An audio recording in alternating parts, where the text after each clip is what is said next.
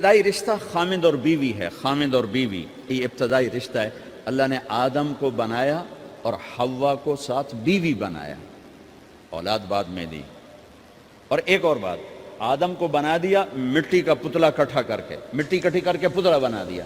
40 سال کے بعد روح ڈالی, چل بھائی جا جنت, اور اکیلے بھیج دیا, بیوی نہیں دی. حالانکہ اللہ چاہتا تو ساتھ ہی حضرت حوا کی مٹی کا ڈھیر بھی لگا دیتا, اس کا پتلا بھی تھپ دیتا, فرشتوں سے تھپوا دیتا, اور پھر 40 سال کے بعد دونوں کو اکٹھا جنت میں ڈالتا. بہت سارے پیغام, اس میں بہت سارے پیغام. تاخیر ساتھ نہیں بنایا, دیر سے بھیجا, انتظار قدر کو بڑھانے کے لیے کہ عورت کی قدر کرنا, کمزور ذات ہے, کمزور مخلوق ہے, قدر کرنا.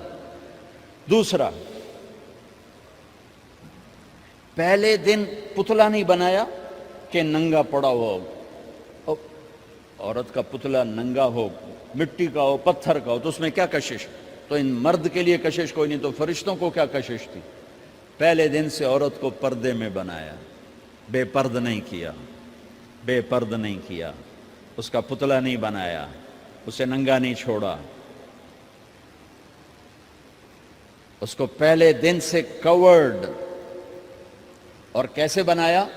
فرشتوں کو کی آنکھوں پہ پردہ اور آدم کو سلا دیا. آدم علیہ السلام سوئے ہوئے ہیں, فرشتوں کی آنکھوں کے سامنے پردہ ڈال دیا گیا. جب آدم اٹھے ہیں, اور ایک اور بات, جنت میں رہ کر بھی آدم علیہ السلام کا دل نہیں لگتا تھا, اداس اداس رہتے تھے. اماں آئی تو بابے دا دل لگا, تو اداس رہتے تھے جنت میں. جب آنکھ کھلی تو اپنے لیفٹ سائیڈ پہ ایک خاتون, سر سے لے کر پاؤں تک لباس میں. آپ نے سنا ہے نا, یوسف علیہ السلام دنیا میں سب سے خوبصورت ہستی پیدا کیے گئے. یہ مردوں میں, عورتوں میں سب سے خوبصورت حضرت حوا کو پیدا کیا. کون ہے؟ کہتے ہیں اللہ کی آدم تیری بیگم. کون ہے تیری بیگم؟ نکاح پڑھایا. پھینکا, آدم مہر ادا کرو. تو انہوں نے پوچھا کیا مہر دوں؟ تو وہاں تو سونا چاندی ڈھیر لگے پڑے تھے. اللہ تعالیٰ کہتے دا من سونا چاہ کے دے دے. میرے اللہ نے کہا تیری نسل میں میرا آخری حبیب آنے والا ہے, اس پہ ایک دفعہ درود پڑھ دے, یہ مہر ہے. سیدھے ہاتھ میں برکت ہے. پیدا کیا الٹی طرف سے. الٹی طرف سے کیوں پیدا کیا ہے؟ کہ الٹی طرف دل ہے, اور دل کے نیچے جو پسلی ہے وہاں سے پیدا کیا. اس میں پیغام کیا دیا کہ عورت جس روپ میں ہو, پہلا روپ اس کا بیوی بنا, پھر وہ ماں بنی, پھر اس آگے بیٹی کا روپ ہے, پھر بہن کا روپ ہے, پھر خالہ ہے, پھوپھی ہے, دادی ہے, نانی ہے, ساس ہے. جس روپ میں بھی عورت ہے اس کو دل کے قریب جگہ دو. یہ دل کے نیچے سے پیدا کرنے میں یہ پیغام دیا گیا ہے. اسے ذلیل نہ کرو, اسے خوار نہ کرو, اسے بے عزت نہ کرو, اس پر شدت نہ کرو. تو پہلا بنیادی رشتہ خامند اور بیوی ہے, اور آخری رشتہ بھی خامند اور بیوی ہے. لیکن اس وقت ہمارے معاشرے میں خامند سے زیادہ اس کے ماں باپ حق جتلاتے ہیں, خامند سے زیادہ اس کی بہنیں حق جلاتی ہیں, خامند سے زیادہ اس کے رشتہ دار حق جتلاتے ہیں, اور جھوٹی سچی شکایتیں لگا کر بیوی سے متنفر کرتے ہیں, اور کہیں بیوی کو خامند سے متنفر کرتے ہیں. آپس میں لڑائی لڑا کے پھر خوش ہوتے ہیں. میرے نبی سے پوچھا جائے یا رسول اللہ آپ کو سب سے زیادہ کس سے پیار ہے؟ تو آپ نے کہا عائشہ سے.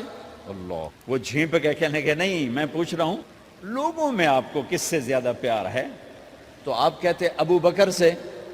تو آپ نے پھر کہا ابوہا, مجھے عائشہ کے باپ سے زیادہ پیار ہے. پھر پہلے عائشہ کا, تو پھر کہتے ابو بکر. تو آپ نے کہا نہیں, ابوہا, مجھے عائشہ کے باپ سے سب سے زیادہ پیار ہے. یہ آپ کو میسج دیا ہے کہ گھر کی زندگی کیسے ہوتی ہے. کوئی عشق نہیں چڑھا ہوا تھا, میسج دینا. ہم عائشہ چھوٹی عمر کی تھیں, ان کو آٹا گوندھ کے دیتے تھے, آٹا گوندھ کے دیتے تھے. پھر جب ان کو آٹا گوندھنا آ گیا پھر چھوڑ دیا.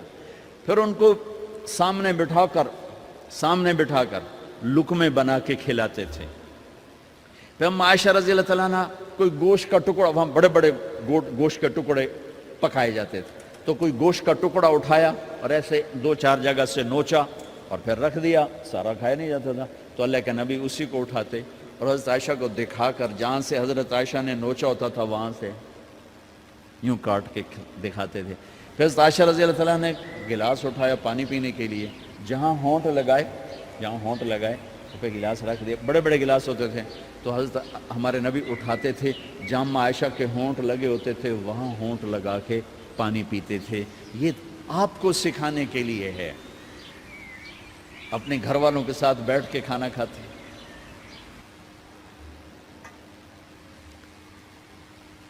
یہ میرے نبی کی معاشرت ہے، یہ میرے نبی کی زندگی۔ گھر میں جھاڑو دیتے، اپنے کپڑے خود دھوتے، کوئی چیزیں بکھری پڑی ہوتی تو بیویوں کو نہیں ڈانٹتے، خود اٹھ کے سیٹ کر کے رکھ دیتے، گھر والوں کے ساتھ مل کر برتن دھوتے، صفائی کرتے، گھر والوں کے ساتھ مل کر۔ یہ میرے نبی کی ایک خوبصورت زندگی ہے بھائیوں بہنوں، ہم بھلا چکے ہیں۔ بیوی کے لیے خامند کو سب سے بڑا حقدار۔ بعض لڑکیاں ایسی نادانی کرتی ہیں کہ شادی کے بعد بھی اپنے ماں باپ کی آنکھ کو دیکھ کے چلتی ہیں۔ شادی کے بعد سب سے بڑا حق خامند کا ہے، شادی کے بعد سب سے بڑا حق خامند کا ہے۔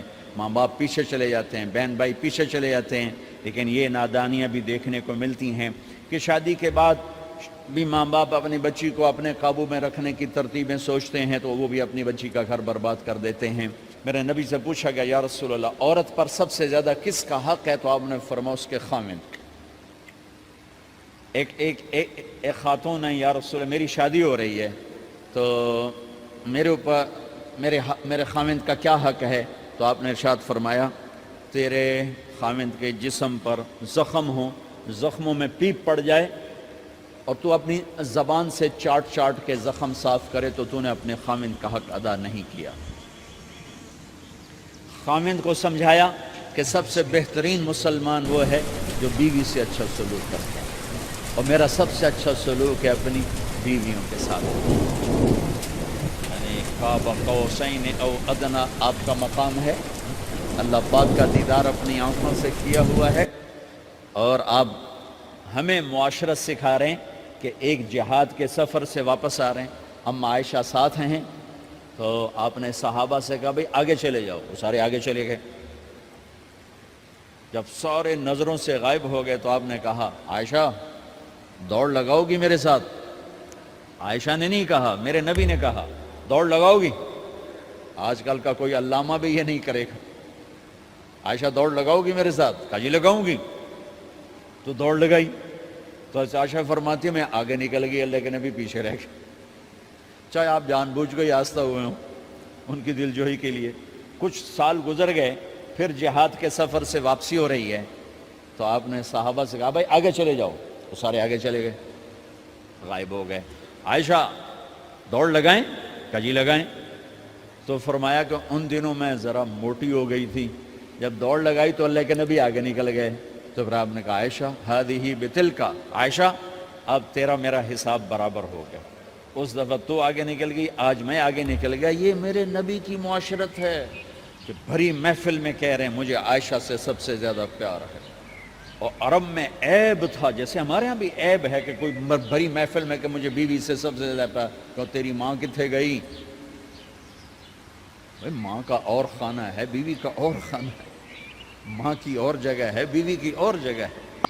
تو میں آپ سب سے کہتا ہوں ماں باپ کی وجہ سے بیویوں پہ زیادتی نہ کرو، بیوی کی وجہ سے ماں باپ پہ زیادتی نہ کرو۔ بڑے ہو تو بڑے بنو۔ ہمارے نبی تو آپ سسر بھی ہیں نا، آپ نے 4 بیٹیوں کی شادیاں کی، 2 تو ایک ہی کو دے دیں، عثمان کو،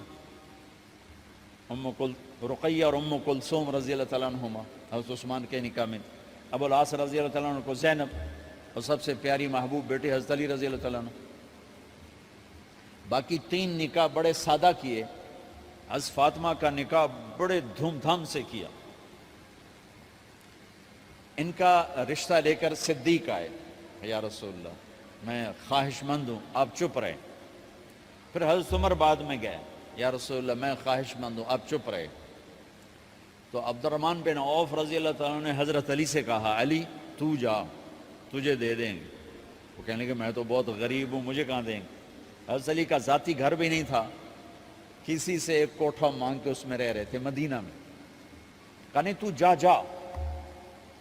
تو یہ مسجد میں پہنچے, اللہ کے نبی کو دیکھا تو ایسا روب طاری ہوا کہ بولے ہی کچھ نہیں. اللہ کے نبی کو تو پتہ ہے کہ کیا ہے اور کس لیے ہے. تو آپ نے کہا علی کیسے آئے؟ چپ. کہا لگتا ہے فاطمہ کے رشتے کے لیے آئے ہو؟ کہا جی ہاں. تو آپ نے کہا انشاءاللہ. اتنا کہا انشاءاللہ اور چپ ہو. تو حضرت علی چپ کر کے اٹھ کے باہر آ گئے. صحابہ باہر کھڑے ہوئے کہنے لگے یار دیکھا نا, میں تمہیں پہلے ہی کہتا تھا مجھے نہ بھیجو, انکار ہو گیا. بولے ہی کچھ نہیں. حضرت عبد الرحمن بن عوف کہنے لگے جنہوں نے بھیجا تھا کچھ تو کہا ہوگا, کہ بس انشاءاللہ کہا. کہا تو اللہ کے بندے ہاں ہو گئی. نبی کی انشاءاللہ ہاں ہوتی ہے, یہ ہاں کیوں نہیں کی؟ سبحان اللہ, اللہ اکبر. یہ ہاں کیوں نہیں کی؟ گھر گئے, فاطمہ علی کا رشتہ آیا ہے کر دوں, اس لیے ہاں نہیں کی. ہم تو بیٹیوں سے پوچھتے ہی نہیں, عیب سمجھتے ہیں بیٹیوں سے پوچھنا. جی میں گاں نو بن چھڑیا قلعے نال, ایویں اسی دیاں نو بن چھڑنے قلعے نال. مجھے ایک اپنی مطلب برادری لیول کے ایک خاتون کا فون آیا کہ مولانا پڑھایا مجھے لاہور میں اچھے کالجوں میں, اور میری منگنی کرتے وقت مجھ سے پوچھا ہی نہیں, اور ایک شرابی سے منگنی کر کے مجھے اطلاع دی سی تیری منگنی کر چھڑی ہے, فلانی تاریخ نو تیرا نکاح بھی ہونا ہے. مجھے آج تک گلہ ہے, پوچھ لیتے. اگر نہیں پوچھا تھا چلو میں نہ ساڑھے پنجاب کوئی نہیں پوچھ دے, گاں موج دی طرح ٹور چھڑ دین, تو چلو اتنا تو ویکھ لیندے بھی کم از کم شراب تو نہ پیندا ہویا. ایک شرابی نال میرا نکاح کر چھڑ, ساری زندگی اڈیاں رگڑ رگڑ میری گزر گئی. علی جیسا رشتہ آیا ہو تو اوپر سے حکم بھی آ چکا ہو کہ علی کو ہی دینا ہے, تو پھر آپ فاطمہ سے پوچھیں فاطمہ تیرا رشتہ آیا ہے علی کا, کر دوں؟ حضرت فاطمہ نے ہاں کی تو پھر مسجد تشریف لائے. یہ آپ کو معاشرت سکھائی جا رہی کہ بیٹیوں سے بھی پوچھو, زندگی انہوں نے گزارنی ہے, تم نے تو نہیں گزارنی. بس میری غیرت دا سوال ہے, میں اتنا ہی کرنا نہیں تھا بیٹھی رہے. میری اپنی فیملی میں اتنی عورتیں بوڑھی ہو کے قبروں میں چلی گئیں, بس اتنا ہی کرنا نہیں کرنا تھا بیٹھی رہے. وہ بیٹھی رہ گئیں. یہ ظلم و ستم ہے جو تمہاری عدالت میں بھی نہیں آتا, کوئی کیس بھی نہیں ہوتا, لیکن اللہ کی عدالت میں کیس درج ہو چکا ہے کہ میرے نبی نے علی جیسے داماد کے لیے بھی پہلے پوچھا, حالانکہ اوپر سے اشارہ ہو چکا ہے. ابھی بتاتا ہوں میں. فاطمہ بیٹی علی کا رشتہ ہے, کر دوں؟ انہوں نے کہا کر دیں. پھر کہا بلاؤ. پھر علی آئے, کہا علی جمع کرو لوگوں کو. مسجد ساری بھر گئی. تو آپ ممبر پر تشریف فرما ہوئے.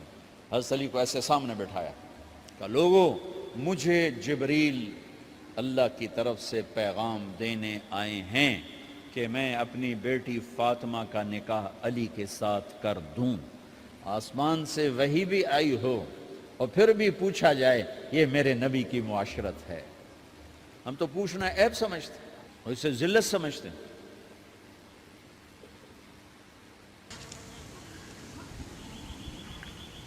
پھر آپ نے اتنا بڑا اہتمام کیا. مسجد نبوی پرانی جو آپ کے زمانے کی بہت بڑا ہال تھا, اس کا بھرا ہوا تھا. آپ نے سب کو شہد کا شربت پلایا. تو نکاح پڑھایا, نکاح کا خطبہ پڑھ دیا. پھر کہا علی میں نے فاطمہ بنت محمد کو 400 درم مہر کے عوض تمہارے نکاح میں دیا, تو نے قبول کیا؟ انہوں نے کہا جی میں نے قبول کیا, اور سجدے میں چلے گئے اور زور سے دعا مانگی, رب اوزعنی ان اشکر نعمتک التی انعمت علی وعلی والدی وان اعمل صالحا ترضاہ واصلح لی فی ذریتی انی تبت الیک واننی من المسلمین. میرے نبی نے کہا آمین, زور سے کہا آمین. نکاح ہو گیا. رخصتی ہوئی 6 مہینے بعد, 1 مہینے بعد, 1 سال بعد. 3 روایات ہیں, فوراً 4 روایات, لیکن زیادہ صحیح ہے دیر کے بعد, فوراً نہیں ہوئی, کچھ عرصے کے بعد رخصتی ہوئی. حضرت عقیل آپ کے بھائی وہ کہنے لگے علی اب رخصتی ہو جانی چاہیے. تو یہ دونوں مل کر آئے سلمان فارسی کے پاس کہ سلمان بھائی ہماری رخصتی کروا دو. سلمان فارسی کا بڑا احترام تھا. انہوں نے جا کر بات کی ام سلمہ رضی اللہ تعالیٰ عنہ سے. ام سلمہ نے بات کی اللہ کے نبی سے کہا ہاں ہاں آ جائے لے جائے، آ جائے لے جائے. تو علی رضی اللہ تعالیٰ عنہ اپنی اونٹنی لے کر آئے. تو حضرت علی کا گھر وہ کرائے پر گھر تھا ایک کونے پر. تو وہاں اسماء بنت امیس اور ام ایمن گئیں اور اس کے فرش کو لیول کیا.